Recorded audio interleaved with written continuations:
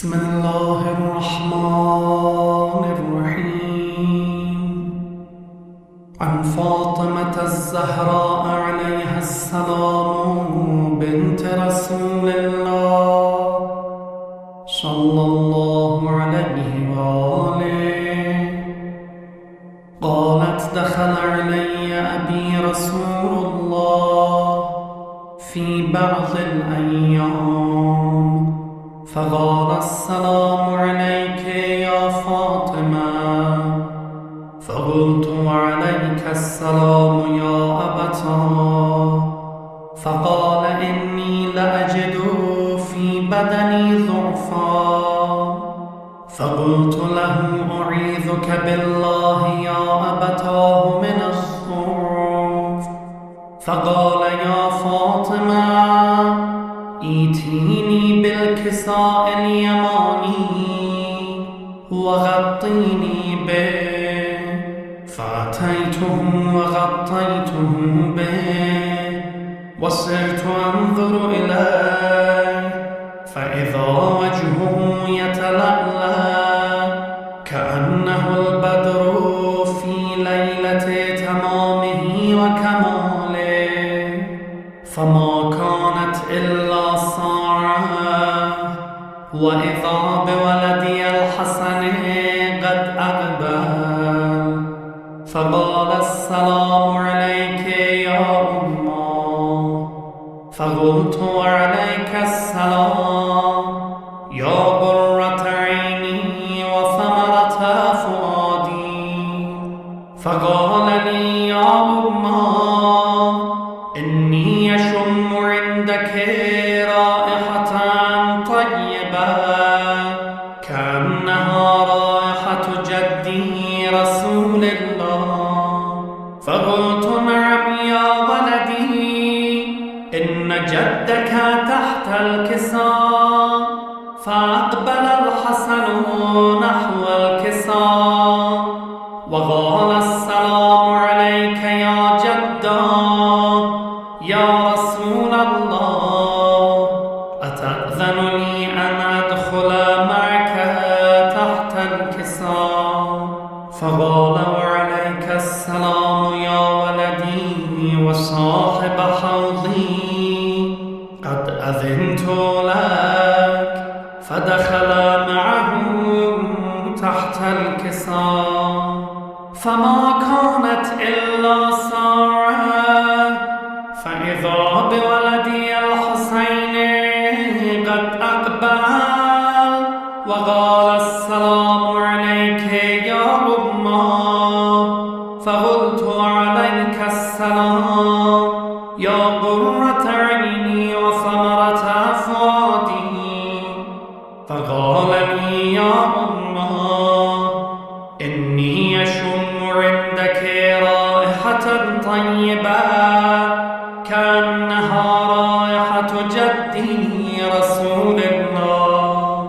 فقلت: نعم يا بني، إن جدك وأخاك تحت الكساء. فدنا الحسين نحو الكساء وقال: السلام عليك يا جدا. السلام عليك يا من اختاره الله.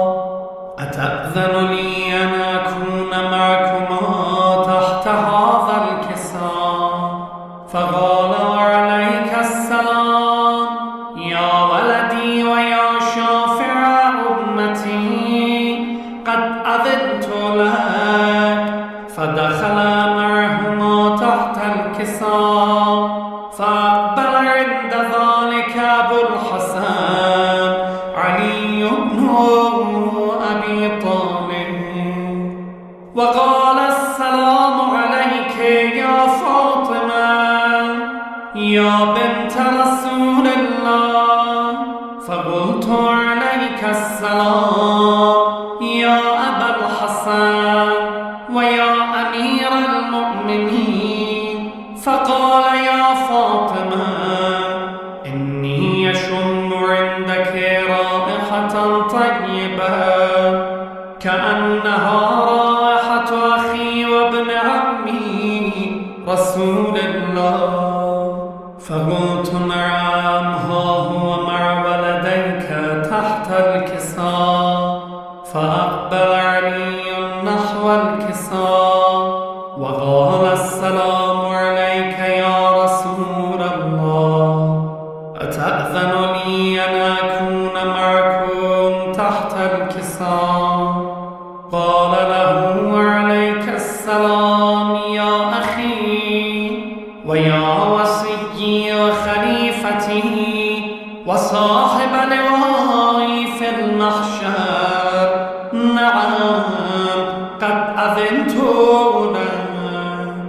فدخل علي تحت الكساء، ثم أتيت نحو الكساء وقلت السلام عليك يا أبتاه يا رسول الله، أتأذن لي أن أكون معكم تحت الكساء؟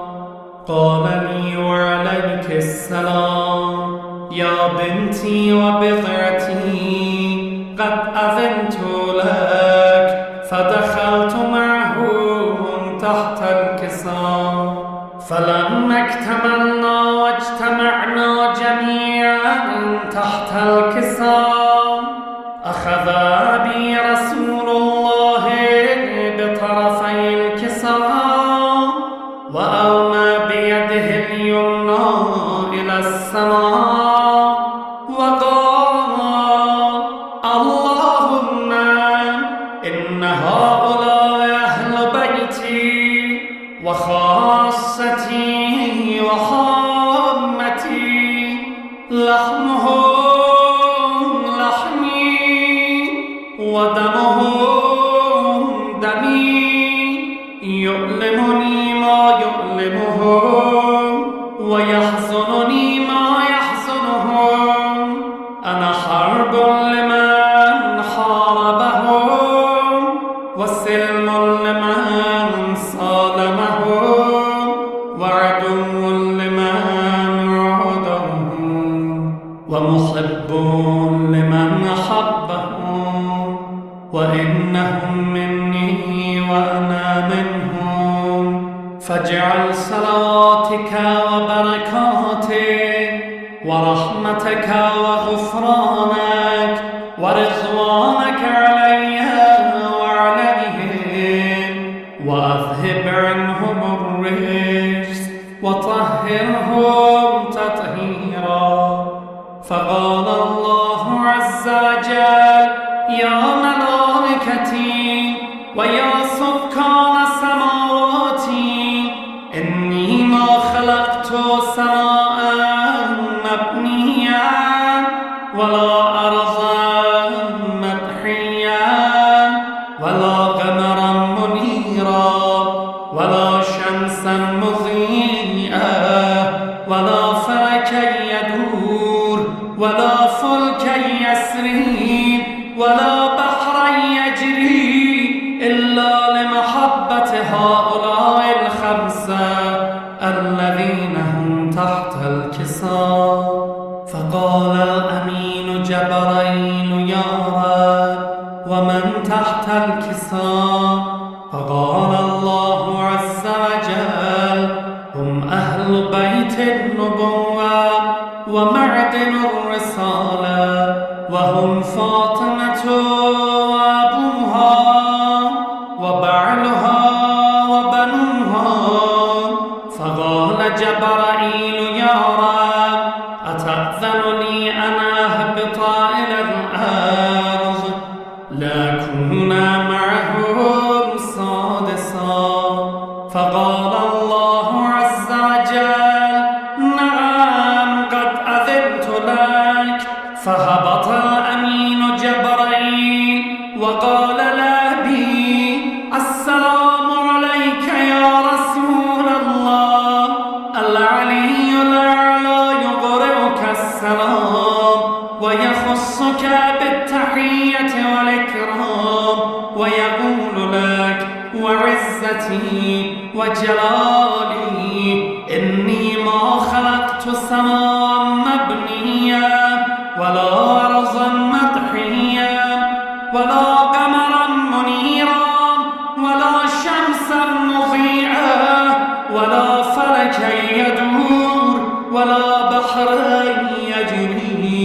ولا فلك يسري إلا لأجلكم ومحبتكم وقد أذن لي أن أدخل معكم فهل تأذن لي يا رسول الله؟ فقال أبي وعليك السلام يا أمين وحي الله نعم قد أذنت لك. فدخل جبرائيل معنا تحت الكساء فقال جبرائيل لأبي إن الله قد أوحى إليكم يقول إنما يريد الله ليذهب عنكم الرجس أهل البيت ويطهركم تطهيرا. فقال علي لأبي يا رسول الله أخبرني ما لجلوسنا هذا تحت الكساء من الفضل عند الله.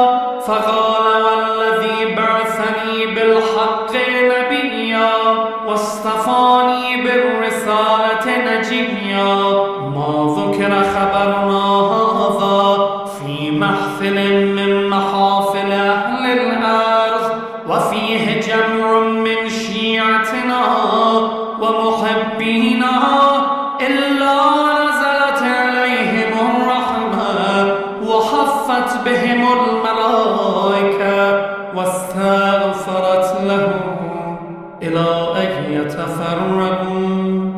فقال علي إذا والله فزنا وفاز شيعتنا ورب الكعبة. فقال أبي ثانيا يا علي والذي بعثني بالحق نبيا واصطفاني بالرسالة نجيا ما ذكر خبرنا هذا في محفل من محافل أهل الأرض وفيه جمع من شيعتنا ومحبينا وفيهم مهموم إلا فرج الله همه ولا مخموم إلا وكشف الله غمه ولا طالب حاجته إلا وغضى الله حاجته. فقال علي إذن والله فزنا وسعدنا وكذلك شيعتنا فازوا وسعدوا في الدنيا والآخرة